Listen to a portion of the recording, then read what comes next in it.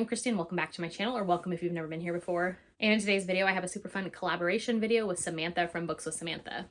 I was so excited when Samantha reached out to me to do this video with her. So we're doing historical romances and marriage of convenience recommendations. So historical romances is actually my favorite subgenre of romance that I love to read. And this is actually the first historical romance recommendation video I'm putting out on my channel. So I think I have about 15 plus recommendations to talk about today. Of course, I feel like Devil in Winter by Lisa Kleypas and The Duchess Deal by Tessa Dare are classics for marriage of convenience historical romances.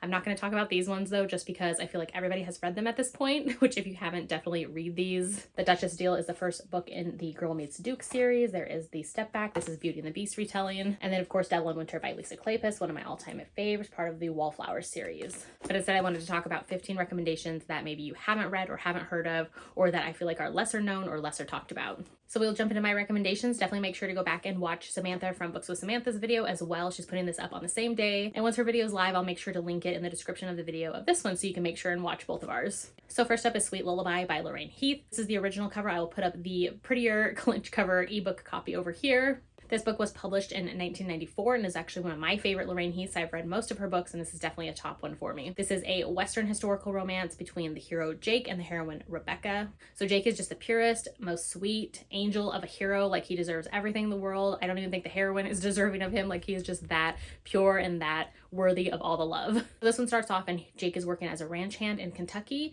and the heroine is the ranch owner's daughter. One day Jake's boss asks him into the office and says he wants to talk with him, and when Jake comes in, he's like, "Hey, what do you think of my daughter Rebecca?" And Jake's like, she's the most beautiful girl I've ever seen in the world, like she's a great friend." And then his boss is like, "Well, she's pregnant." And Jake's like, it's not mine, like I didn't do it, like what are you talking about?" And he's like, no, like I know it wasn't you, but she's knocked up, the guy abandoned her, like I need you to quickly marry my daughter. So it becomes a marriage of convenience. Jake decides to go along with it. Rebecca does as well. Jake has always kind of loved Rebecca from afar. He's always thought she was a great friend. Jake is that type of hero who has a very tortured and sad childhood and backstory, which we get in a lot of flashbacks from his childhood, which just like broke me. It's so emotional. Jake never had a father growing up and he was actually always teased by it, so he never wanted anybody else to kind of go through that. So that's why he decides to help Rebecca and her unborn child, plus of course the fact that he is secretly in love with her. Jake is the type of hero who doesn't think he deserves anything, but he will definitely help anybody else that he can, and so he jumps in to help Rebecca. So he marries Rebecca knowing that she's in love with another man / the father of her unborn child, but Jake is just secretly hoping that Rebecca will eventually learn to fall for him over the years. He also has facial scars and that he's super self-conscious about because he had smallpox when he was a child. Jake and Rebecca end up leaving Kentucky and they go to Texas to start their own ranch. This is a very sweet and tender, angsty, slow burn romance. Definitely has some messy moments as well. It has that classic early Lorraine Heath messiness. It's just a gem of a Western historical romance. Next up is A Marriage Made in Scandal by Elisa Braden. This is part of her Rescued from Ruin series. If you haven't read Elisa Braden, I definitely recommend you pick her books up. She is an indie historical romance writer and she's kind of in the vein of like Lisa Kleypas mixed with Julia Quinn. She just has really great books. So this book starts with a tragic and sad prologue, which those always hook me in and grab my attention from the start. The heroine in this one, she works in a hat shop as a milliner's assistant, and one day she runs into the hero. So the hero and her have known each other throughout the years, and this is the first time that they're seeing each other in 6 years. Previously, she saw him when she was 16 and he was like 27 at the time, and he was actually courting her sister, which her sister actually has a book, and so that's when they first met earlier on in the series. But now it's been 6 years and the hero doesn't have a wife, and so he is back on the marriage mart trying to find a bride when he runs into the heroine. I liked how in this one they both start to see each other in a new light around the same time, and then when he ends up needing an alibi, she steps in and offers up to marry him. I love how the hero in this is into botany. He loves plants and gardens and landscapes. And then the heroine is just very strong-minded and determined and savvy. I love seeing her deal with his kind of cold, starchy nature. I really enjoy this whole series, but this book in particular is one of my favorites. But just know it does deal with some darker, heavier themes around like murder and this whole like mystery happening. Next up is Slightly Married by Mary Baylog. This is the first book in the Bedouin series saga. There are 6 books in the Bedouin series and they all follow the Bedouin siblings. This is a really great slow burn, kind of quiet at times, a romance that I really enjoy. So in this one, the hero is a Bedouin and he is a commanding officer, and when the story starts, he is promising one of his men, who was actually dying at the time, that he will look after his sister for him. So the hero returns home to find that man's sister, who ends up becoming the heroine of this book, and when he finds her, he's like, "Hey, just so you know, like I'll be here for you, I'll help you out like with whatever you need in life, like I will always be here." So the heroine is a Welsh coal miner's daughter whose father made his way up in life and kind of married well. But when the story starts, the heroine kind of has a family member breathing down her neck and kind of threatening to kick her out of her family's home. So when the hero shows up, he's like, "I have the perfect solution for this, I'll marry you." I really liked how the marriage of convenience felt really real in this one, and just kind of the things they have to deal with. At first, the hero's like, I'll just marry you in name only, and like we won't have to see each other. But of course, like they become friends along the way and realize that there could be more here. I liked seeing them become friends. The heroine has also taken in 2 orphaned children and has become kind of a mother figure to them. And so I liked seeing her relationship with those children, liked seeing the hero bond with them as well. And this romance is just sweet and slow. Next up is Worth Any Price by Lisa Kleypas. This is the step back for this one. This is the 3rd book in the Bow Street Runners series, which I don't see this series talked about quite enough from her. This book does follow events that happen in the 2nd book, so I always definitely recommend reading series in order, but you know, you can do what you want. So in this one, the hero was a thief taker and a crime lord of the criminal underground, and he has some trauma from his past and being imprisoned as well. So he ended up making a deal with his new brother-in-law in the previous book that he will then work with the brother-in-law at Bow Street Runners. So in this one, we actually get to see the hero traveling to Stony Cross Park, which if you read Lisa Kleypas books, especially the Wallflowers or the Hathaways, then you know about Stony Cross Park and how often it's featured in her books. The hero is hired to track down the heroine from a man who was supposed to marry her, and he's like, hey, she has fled, like she ran away, I need you to go find her. The hero shows up at Stony Cross Park, and he does find the heroine living there and working there as a lady's companion to the Dowager Countess, which the Dowager Countess is actually Marcus Westcliffe's mom from the Wallflower series. So the heroine has been hiding out at Stony Cross Park for 2 years, and she kind of tells the hero what's going on, why she doesn't want to go back to this like cruel man that her family wants her to marry. The hero automatically takes a liking to the heroine, and he decides like the only way I'm able to protect you is if I marry you. So of course that's where their marriage of convenience starts in. I really enjoyed this one. This book does deal with some like heavier themes as far as the hero and the heroine both having some traumatic dark pasts. This is definitely a great series by Lisa Kleypas that I don't see enough people talking about. Next up is Tempest by Beverly Jenkins. This is the 3rd book in her Old West trilogy, one of my favorite series and books by Beverly Jenkins. So in this one, the heroine is a mail order bride, and she is on her way to Wyoming to meet her new husband-to-be. So the hero is that husband-to-be, and he is a doctor. He actually lost his wife in childbirth years ago and has been a single father to his daughter. So after exchanging letters back and forth with the heroine, he actually proposed because he wants to have that like mother figure to his daughter. On the heroine's journey to meet the hero, she accidentally shoots him when her carriage is being overtaken by outlaws. So right away when that happens, the hero realizes he doesn't know very much about the heroine at all, and he becomes a little wary of her, but he still decides to go forward with the marriage of convenience because he does want that mother figure for his daughter. But then of course he realizes that he can't keep his eyes or his hands off of the heroine. I love seeing the heroine's relationship with the hero's daughter, and the heroine is actually an heiress, so she has quite a lot of money, and I loved seeing how she took no crap from any of the businessmen or the bankers or anybody in town who was trying to tell her how to handle her finances. Beverly Jenkins just writes such great powerhouse heroines, and this one was no different, and I loved seeing her stand up for what she believed in. Next up is A Wicked Bargain for the Duke by Megan Frampton. This one, the hero is a military man, and he has a newly acquired title, so he has just become a duke, and he's very reluctant about holding the dukedom. But his sense of duty is strong from all those years as a military man, and he really enjoys list making, and so he knows the first thing he needs to do is find a bride and get an heir.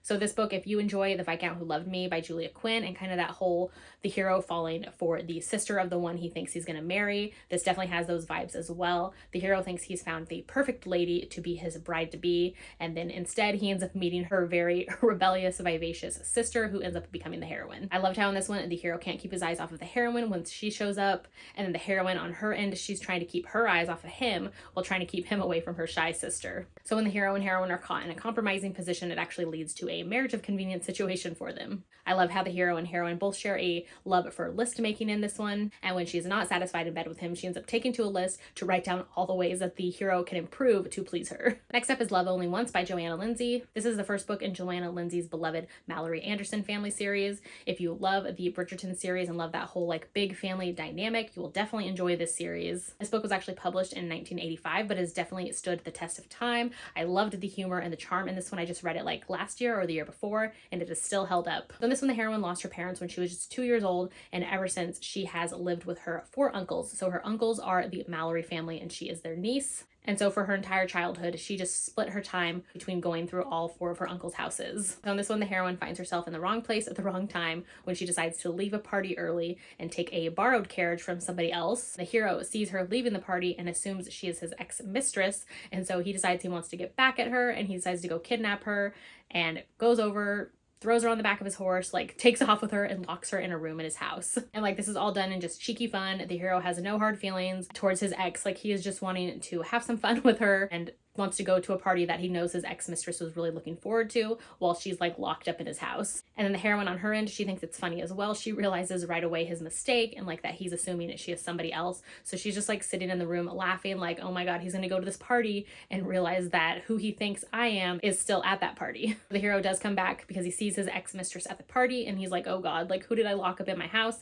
because she is here, and like who is the woman that I took earlier? So he comes back and talks to the heroine, and they both kind of, you know, realize it was a mistake, and they're like, it's fine, we can go our separate ways, like nobody needs to know. But of course people know and find out, and the heroine's reputation is ruined, and so of course cue the marriage of convenience. This one has lots of humor, lots of bantery dialogue. I loved seeing the heroine with her 4 uncles and how much she has them wrapped around her fingers. I loved seeing the heroine in this one try to take on and challenge this rakish hero and turn him into a reformed husband. It was just a great time, and if you like her family and uncles in this, then they have books in the series as well. Next up is When a Rogue Meets His Match by Elizabeth Hoyt. This is in her Grey Court series. I have read all of her historical romances, and this is definitely one of my favorites. So in this one, the hero has spent his life clawing out of the St. Giles gutters, and for the last 10 years, he has been working for a duke as a fixer. As the duke's fixer, he has kind of had to perform the most disreputable tasks and the most dangerous things. So just when he has finally saved up enough money, he's worked for the duke for 10 years, he goes to tell him he's going to quit, and the duke's like, I have one final task for you. Like, if you do this final task, I'll have a reward for you as well. And as a reward, the duke offers his niece's hand in marriage to the hero. So the hero has been secretly pining for the duke's niece for years,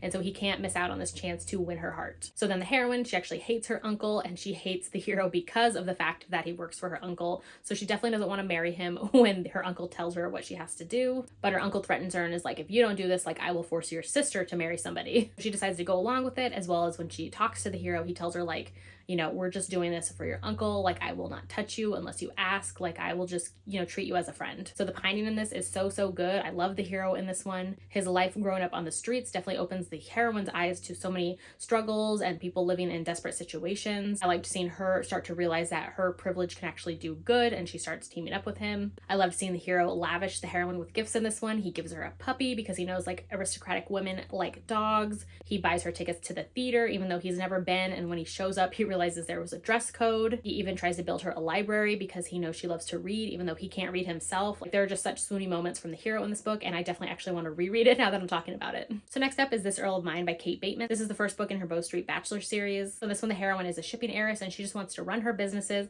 and she's getting tired of all these men trying to marry her just to gain access to her fortune. So since she wants to be in charge of her own future, her own money, her own business, she decides the way that she can do this is by becoming a widow. So she sets out one night, she heads to Newgate Prison, and she decides she's going to marry a condemned criminal right before he's about to be executed so that she can, you know, instantly become a widow. So unfortunately for her, the man she ends up marrying is actually the hero, and he is undercover for the Bow Street Runners, and he is a notorious rake. So she definitely gets the surprise of her life a couple weeks later when she is at a social gathering and he is at that party as well. And they both kind of have to make this marriage of convenience work. I loved how they are both up for adventure. She starts helping him with his case as well. Yeah, definitely a fun romance. Next up is Accidentally Compromising the Duke by Stacey Reid. This is actually one of my favorite Stacey Reid books. So in this one, the heroine desperately wants to get out of this engagement that her father is trying to force upon her, and so she decides she's going to take it into her own hands and get herself ruined or cause a scandal so that her father will let her out of this engagement. So that she's at a house party with her friends, and they all decide she's going to go into this man's room at night,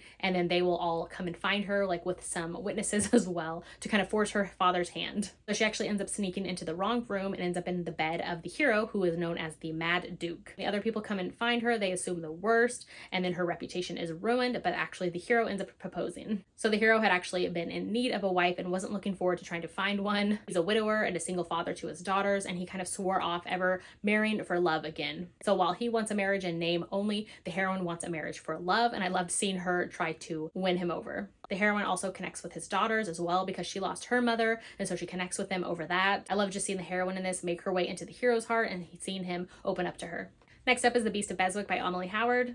If you love Beauty and the Beast retellings, definitely read this one. This has that grumpy, scarred hero. He thrashes about his estate, breaking things. There are the meddling servants. There is the heroine trying to save her family. So after their parents passed away, the heroine and her sister have gone to live with their aunt and uncle, and the uncle has been in charge of their funds as well as any of their future plans to marry. So one day the heroine oversees her uncle trying to marry off her sister to this notorious scoundrel, and so she decides she needs to take things into her own hands and quickly get married. So the heroine takes off to meet the Duke, who is known as the Beast of Beswick, and she offers herself herself up for marriage for him. I love the grumpy, broody hero in this one. I love the heroine. She's very strong-minded and determined, and she definitely puts him in his place when she needs to. Next up is The Wedding Wager by Kathy Maxwell. This is actually one of my favorites from her. I love this double page step back as well with horses.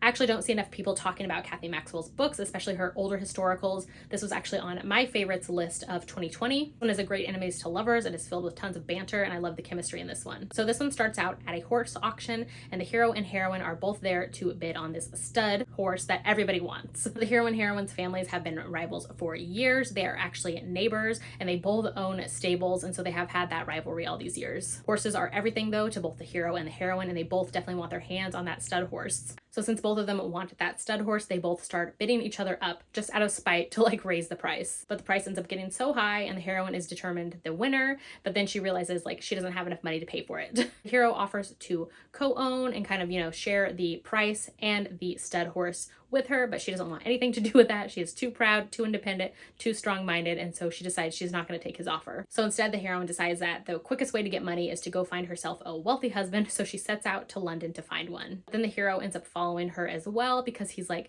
I'm gonna go ruin all of her plans. I can't have her getting this money and winning the stud horse. So along the way, while he's trying to thwart her marriage plans, he ends up realizing that he doesn't want her to marry anybody else because he's kind of interested in her as for himself. So I really enjoyed this one. I love the banter and the chemistry in this one. Of course, that marriage of convenience situation happens. I loved all the horse time as well in here. Next up is The Duke Before Christmas by Bianca Blythe. So in this one, the heroine's parents have passed away a few years ago when the story starts, and she has been living with her father's older cousin. So that cousin has become her guardian, and when the story begins, he tells her that there's like this tiny little minor detail in her father's will saying that if she doesn't marry by this year's Christmas, she will lose her entire inheritance. So the guardian naturally offers himself up for the role, and the heroine is like disgusted by this and is like, no, I'm gonna go find my own husband, like I'm out of here, I will marry somebody by Christmas. But of course the season is over. That are very slim pickings because most of the town has left to their estates for the holidays. So the heroine's friend actually ends up telling her like, hey, I know a man who is in need of money and would marry you. So her friend gives her the man's name and is like, he's set on this boat to Guernsey, like you can join him there and guys can get married while you go there. So the hero is actually a duke in disguise, and he met the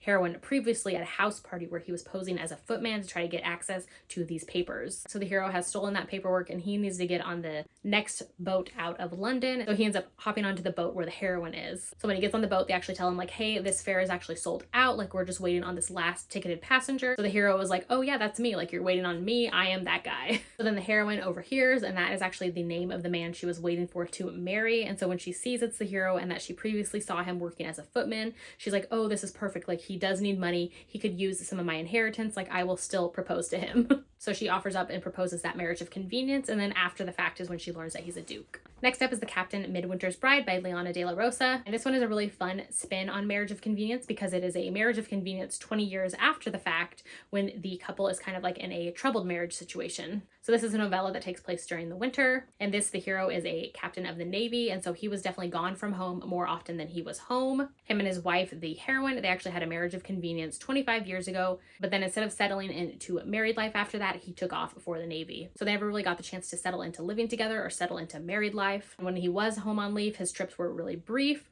or then when their children came about, when he was home, he was only trying to be a good father to them. So the story picks up, it's 25 years after they've been married, and the hero is newly retired, and so he is going to be home more often. This one is super sweet. I loved seeing how both the hero and the heroine are just very, wary and kind of nervous of how the other one feels about one another because they've never really had that talk. They never really got the chance to become husband and wife, and now they are, living together. So this one was a nice one because it was kind of fun to see them make it work after that 25 years later after their marriage of convenience. Next up is A Notorious Vow by Joanna Shoup. This is in her 400 series. I have read all of Joanna's books, and this one is definitely one of my favorites. This one, the heroine is in New York from England to try to find a wealthy husband. Her family's standing isn't really the greatest back at home, and so they sent their daughter off to New York to try to marry like a wealthy husband there instead. So the heroine is staying at somebody's house, and she kind of takes these walks and ends up in the neighbor's yard, which is where the hero lives. So she meets the hero, they kind of become friends, and while she goes on walks through his gardens. The hero in this one is a major cinnamon roll hero. He is deaf, and he actually is a bit of a recluse himself. So I loved seeing their friendship that they form while she goes on these walks in his property. When the heroine learns that her family's about to marry her off to this like awful old man, her and the hero, they actually end up making a pact together that they will marry one another and stay married for 1 year so she can get her parents off of her back. This is a great one because it's set outside of London. It's definitely in that Gilded Age in New York that Joanna Shoup writes really well. And lastly is Never Marry a Cowboy by Lorraine Heath. This is the third book in her Rogues in Texas series. I love the cover of this one and the step back as well. So this is the third book in the Rogues in Texas series. Basically, this series has followed 3 wayward sons of Englishmen whose fathers sent them away from England to Texas to kind of have their own lives. So the hero in this one is one of the Englishmen sent to Texas. He has been living in Texas for 5 years when the story starts, and he is now a marshal, and it is his marriage of convenience with the heroine who's actually dying of consumption. So this book is definitely the angstiest of the trilogy and just has such a unique and interesting setup. Basically in this, the hero, his friend, comes to him and is like, hey, my sister is ill and sick, but like her dream has always been to be a bride. So would you marry her just in name only before, you know, her time comes up? This one definitely delivers on the emotions from the hero as well. He was born the second twin son of an Earl. Literally on the day that he's born, we see in the prologue his father taking a hot poker iron to the hero's chin to mark his chin so that he can tell the 2 boys apart and which one is the rightful heir. The hero also grew up just kind of in the shadow of his brother, and then he actually was in love with his brother's wife as well before she passed away. So like this all happens before he even comes to Texas. And then the heroine in this one, she has always been treated as kind of frail and delicate by her family. So I liked seeing the hero kind of push her